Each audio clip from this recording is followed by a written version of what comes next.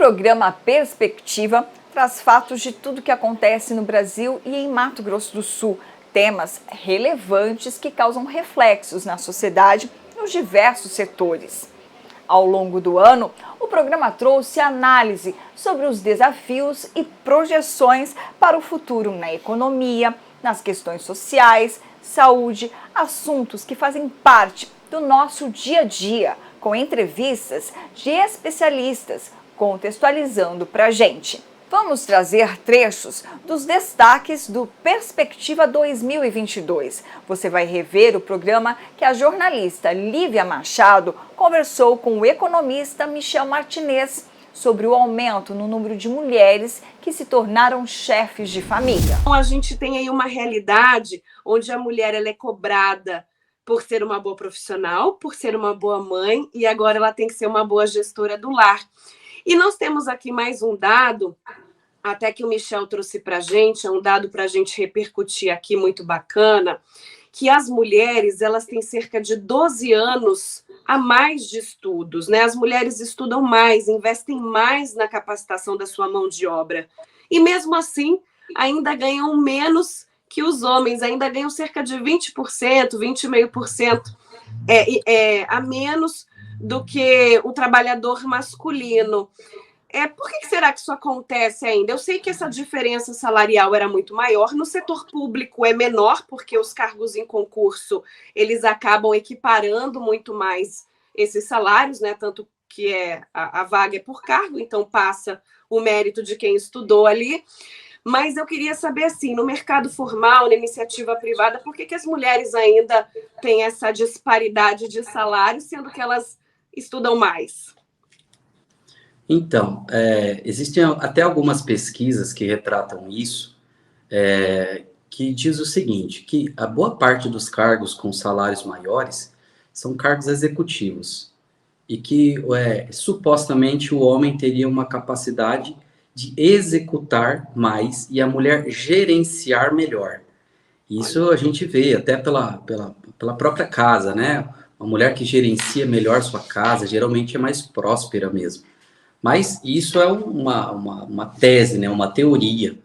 Na verdade, na prática, a gente carrega muito ainda um preconceito, a gente carrega ainda dentro das grandes corporações essa ausência de sensibilidade, né, com a mulher. Então, ela está sempre estudando a mais, buscando mais conhecimento para tentar sempre estar provando que tem essa capacidade. Enquanto que, ao longo do tempo, a cultura das empresas vem mudando, mas a gente percebe que ainda é muito lenta. As grandes empresas ainda são sinalizadas com CEOs masculinos, homens, mas eu acredito que isso vai caindo ao longo do tempo. A gente está entrando numa nova era, onde as mulheres estão realmente ganhando espaço. A minha preocupação, enquanto cientista econômico, é justamente como fazer com que essa mulher tenha uma qualidade de vida, tendo essa sobrecarga de trabalho, tendo ainda que administrar o seu lar, né, administrar suas famílias, com uma renda que está cada dia mais sendo absorvida com uma inflação muito alta no mundo inteiro. Então, essa é a minha tese, a minha grande preocupação, e como eu posso ajudar essas mulheres a conseguirem transformar estes caminhos através do conhecimento que a gente vem buscando. É interessante, Michel, esse dado que você colocou para a gente, que diz respeito ao perfil do profissional, né? Muitas empresas, elas acabam mesmo escolhendo a pessoa que mais se adequa a essa vaga, e a questão dos cargos eu acho que ficou bem explicado, apesar de que tanto homem quanto mulher, se eles forem bem capacitados, eu acho que independe, um ou outro podem ocupar esses cargos, mas talvez seja um pouquinho cultural, né? Seja um pouquinho do costume de ter a direção de uma empresa, o CEO do gênero masculino.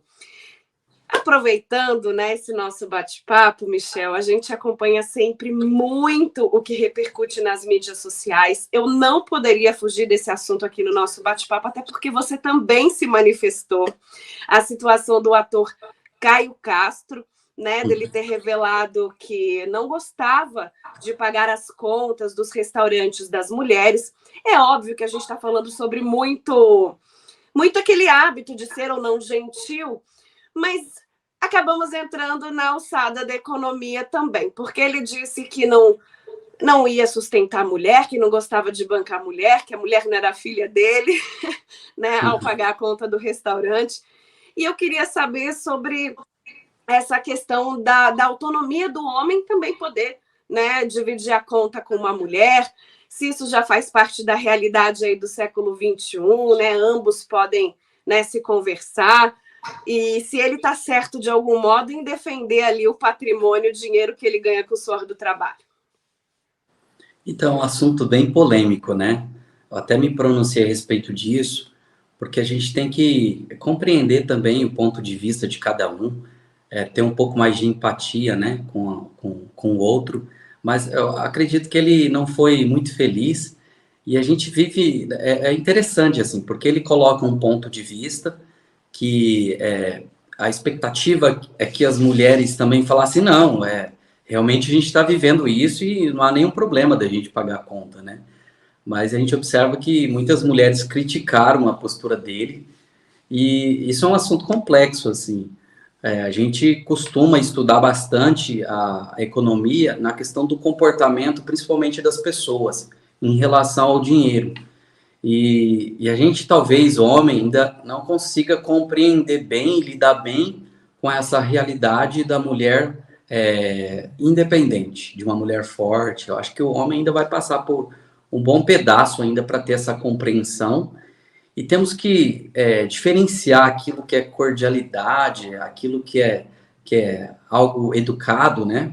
Com a questão de quem paga, né? A mulher ou o homem. Eu acho que existe uma questão cordial, mas eu acredito também que se a gente procura uma igualdade, essa igualdade começa por todos os lados, né? Desde uma conta ali num barzinho, ou as contas em casa, elas podem ser divididas, mas eu acredito que a gente não pode colocar todo mundo numa mesma bolha, né? Cada pessoa vive a sua vida, e como casal, como namorado, como colegas, a gente dentro dessa pequena bolha, a gente dialoga e faz ali um meio termo, né? Para que não pese para nenhum dos dois, e que tudo que tem desequilíbrio acaba sendo ruim, né? Mas eu acredito, Lívia, que nós homens ainda estamos deglutindo isso. Como, né, viver ao lado também de uma mulher que tenha essa independência, que consiga falar, não, eu vou pagar a conta. Eu não sei se do lado que nem ele tem lá uma colega que pagou a conta, né? Talvez para ela seja normal, mas talvez se ele também tivesse uma pessoa que é acostumada que o homem pagasse a conta, ele ficasse numa situação de mal-estar, né? Então, assim, existem momentos e momentos, eu acho que tem que ser equilibrado entre, principalmente, os casais, e isso vai tudo um bom diálogo, né? Acredito que é o caminho melhor para os dois. Com certeza. E, Michel, por que eu trouxe aqui no Perspectiva essa situação do Caio Castro? Não para fazer juízo de valor em relação à opinião das pessoas. Eu acho que é direito de cada um pensar se pagar a conta ou dividir a conta é certo ou errado. Se fosse para eu opinar enquanto Lívia Machado, eu diria que o gesto de pagar a conta seria um cavalheirismo, seria uma forma de você, né, de repente fazer uma gentileza, estão ali no momento de conquista, por que não, né? No termo dos quesitos do relacionamento.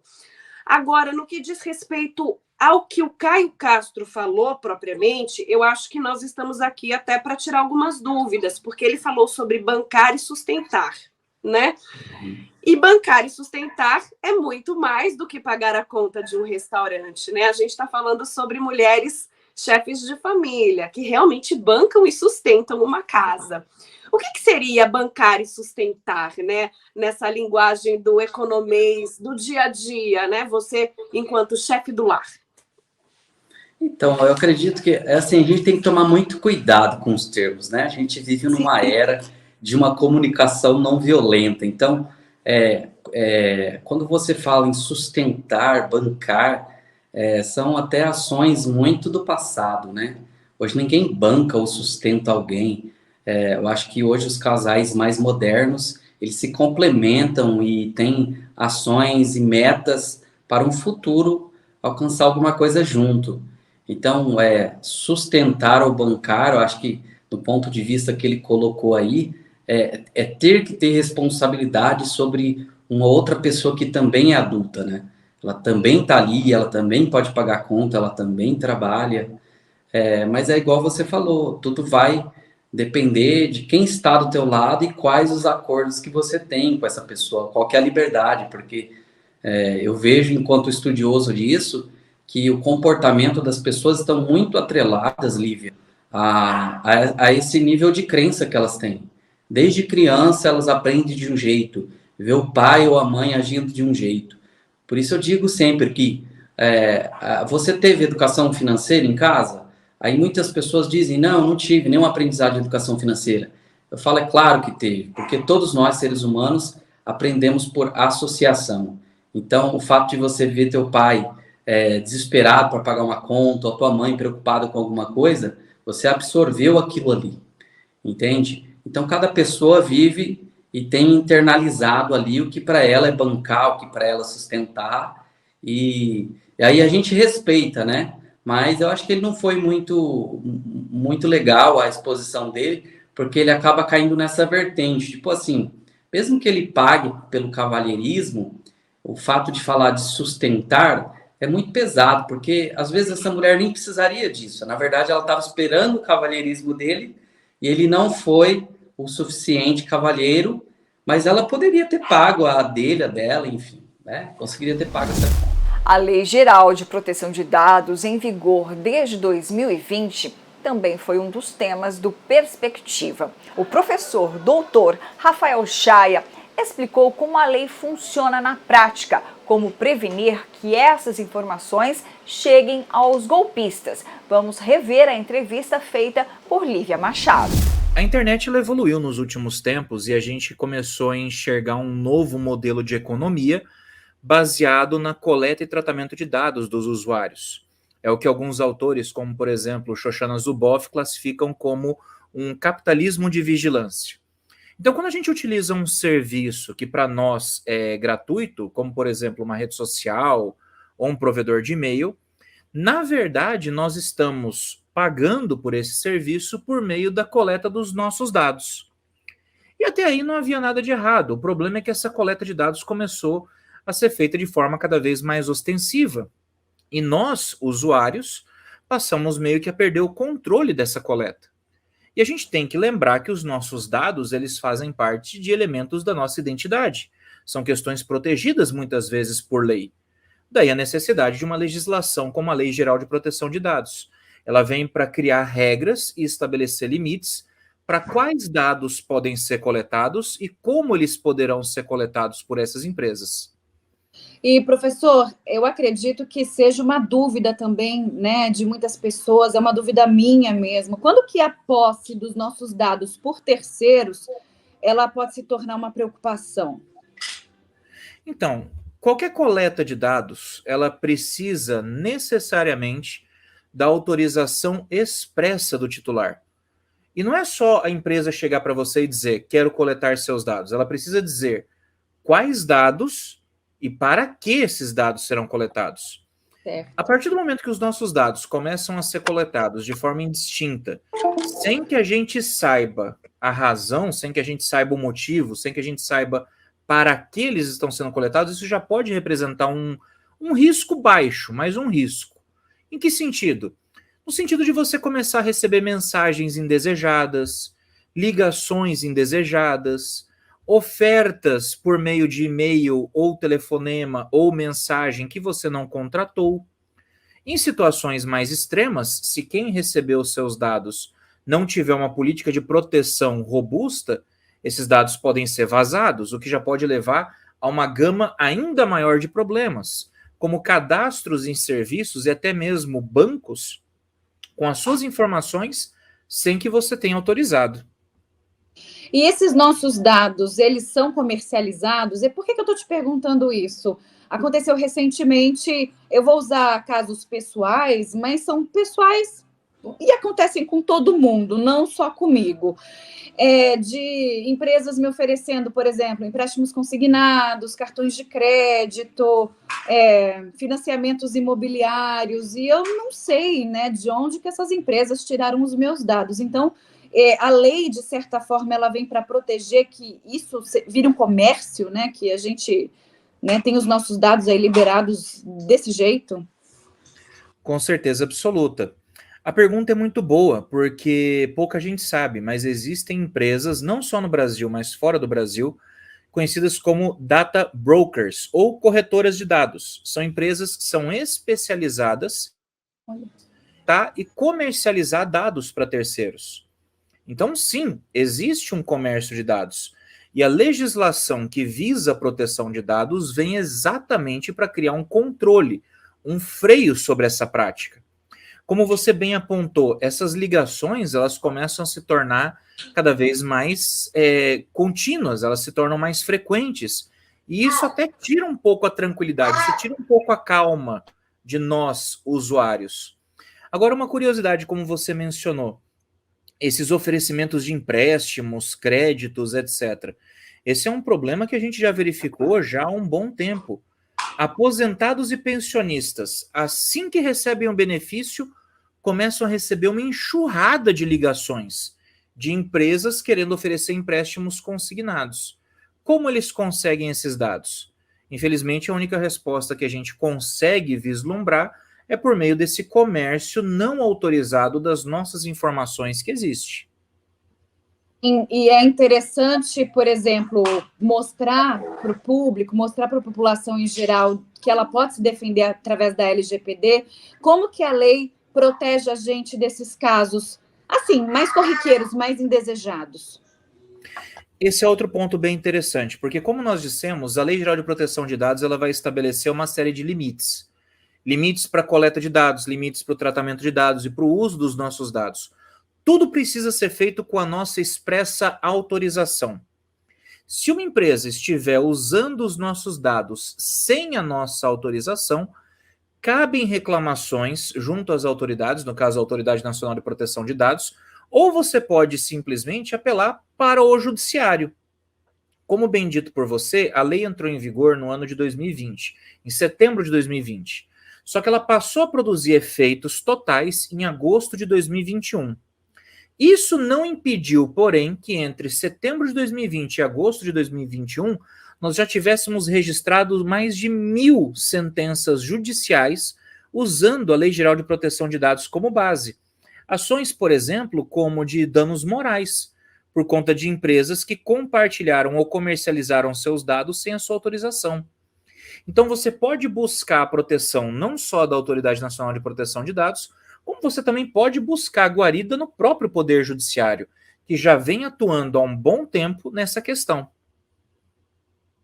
Assim, em casos mais curiosos, né, tem a questão da ligação dos nossos dados que acabam sendo comercializados, conforme a gente estava conversando aqui. Essas empresas, elas conseguem capturar nossos comportamentos, por exemplo, através de microfone, através de câmera, né? Surgem muitas conversas relacionando, por exemplo, uma conversa informal com um amigo sobre a compra de uma passagem de avião, sobre a compra de um tênis, né? E aí as propagandas já começam a surgir. Isso pode acontecer mesmo? Isso é algo que a gente chama de Big Data. O Big Data nada mais é do que o tratamento de grandes volumes de dados em grande velocidade. E esses dados que são tratados podem ser dados estruturados ou não estruturados. Os dados estruturados são os dados comuns que a gente colocaria, por exemplo, num formulário: nome, endereço, RG, CPF, telefone. Já os dados não, os nossos hábitos de navegação.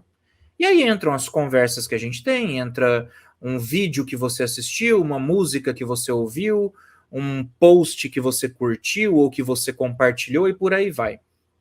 Essa ideia de que o microfone dos telefones está nos ouvindo, etc., é uma ideia que já existe há muito tempo. Oficialmente, a versão das empresas é que elas não fazem essa captura. Elas não capturam imagem, elas não capturam áudio. O Google, por exemplo, chegou a detalhar que utiliza, inclusive, uma tecnologia chamada ruído branco para poder anular a captação de som ambiente enquanto o aparelho está ligado. Só que na prática a gente tem visto algumas situações ao contrário. A gente viu, por exemplo, há pouco tempo nos Estados Unidos, um assistente virtual em uma residência, uma Alexa, se não me falha a memória, que foi utilizada em uma ação de violência doméstica familiar, porque ela teria captado toda a briga do casal dentro da residência. E a gravação foi disponibilizada e serviu como base para condenação, o que indica que sim, o aparelho estava ouvindo, estava captando o som ambiente. Então, a gente não tem provas para dizer que sim, os nossos aparelhos estão nos ouvindo, mas há evidências que apontam para essa suspeita, sim. Sobre saúde coletiva, falamos sobre a queda da cobertura vacinal. O infectologista e pesquisador da Fiocruz, Júlio Croda, reforçou sobre a importância da imunização para evitar doenças graves que deixam sequelas e podem ser letais. Vamos reexibir trechos da entrevista. Existe uma dificuldade, inclusive, de entender o porquê disso, né? A gente sabe que é multifatorial, a gente sabe que é uma questão de acesso. Muitos postos de saúde não funcionam todos os dias, todos os turnos, horário noturno, final de semana. Tem a questão logística, né? Então, que o senhor está trazendo. Tem uma questão que é essa, que é importante. A gente sabe que as mais baixas coberturas estão no norte e no nordeste para todas as vacinas. Isso traz essa realidade do acesso, de ter um posto de saúde aberto perto da sua casa ou, eventualmente, na escola, né? Essa vacina sendo ofertada no ambiente onde as crianças vão e permanecem durante todo o dia, lógico, com a autorização dos pais. Mas existe também essa baixa procura, né? Os pais não estão levando seus filhos para as unidades de saúde para receber a vacina. Parte disso da hesitação, né? Porque os pais consideram que essas doenças foram eliminadas, eles não consideram essas doenças importantes, a polio mesmo, né? Entre 5% a 10% de todas as crianças que adquirem essa doença pode morrer ou apresentar uma sequela importante, uma sequela motora, que pode levar a um déficit motor importante, cadeira de roda, eventualmente necessidade de respiração mecânica. Então, assim, existe uma pouca informação a respeito do risco. Como a doença não está mais presente, o pai negligencia esse risco. Existe também um aumento da disseminação de desinformação. Infelizmente, isso cresceu durante a Covid-19. Grupos organizados, inclusive de médicos com interesses financeiros, de alguma forma copiaram o modelo americano e disseminaram fake news, informações inadequadas, com objetivo financeiro, e isso fez com que, no geral, né, a confiança nas vacinas caísse e, portanto, também a adesão. Então, com certeza, a gente tem que trabalhar acesso, isso é uma questão do gestor, principalmente o gestor municipal, mas a gente tem que também trabalhar com uma comunicação mais assertiva, coisa que não está sendo feito a nível de governo federal, muitas vezes, inclusive, desacreditando as vacinas, nem a nível de governo estadual, nem a municipal. Falta mais campanha que impacte a população, que faça a população ter uma mudança de atitude. Ou seja, essa traz a importância dessa campanha, dessa divulgação para a saúde coletiva.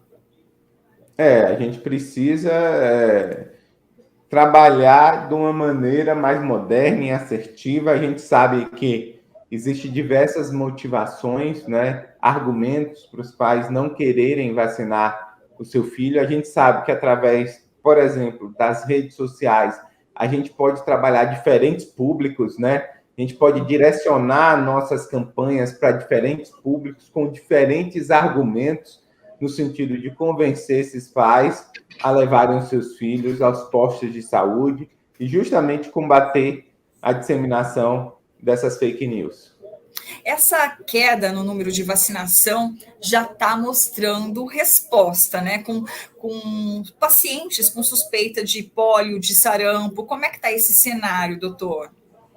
Por enquanto a gente não tem nenhuma introdução de pólio selvagem, né? A gente teve uma suspeita de pólio vacinal, uma criança que não tomou esquema de Salk, que é a vacina inativada, né? Você toma 2, 4, 6 meses e depois você toma a gotinha. A gotinha é um vírus vivo, né? Então, se você tomou o vírus inativado quando nasceu, você pode fazer as doses de reforço com a gotinha, porque você não vai desenvolver a pólio decorrente da vacina.